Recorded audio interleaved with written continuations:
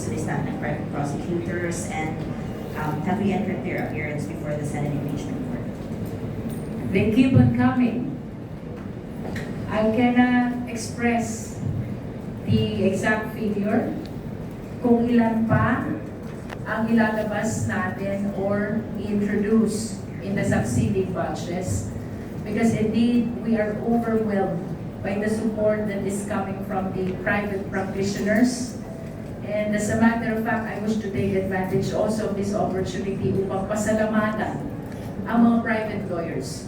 Yung pagtindig nila along with the House of Representatives, that is for us a validation that we are in the right position of the Philippine history, no?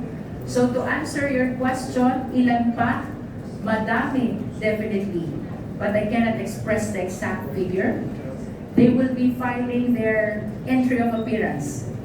At least what I am certain is for this 10, they will be filing their entry of appearance on Monday. That is simultaneously the deadline for the filing of pre-trial brief, no?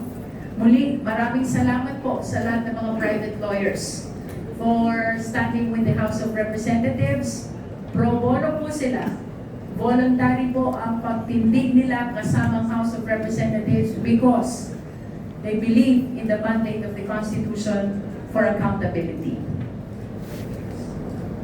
Ma'am, may we also get an update on the pre-trial brief due on Monday? Kompleto na po ba? Tapos na ang consolidation? Ilan po yung witnesses, final list of witnesses that you're looking at?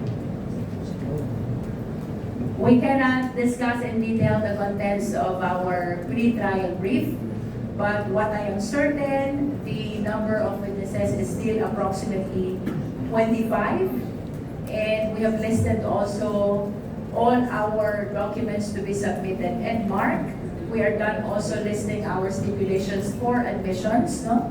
Siguro, hintayin na lang natin yung filing ng House prosecution with the private prosecutors on Monday of this pre-trial brief.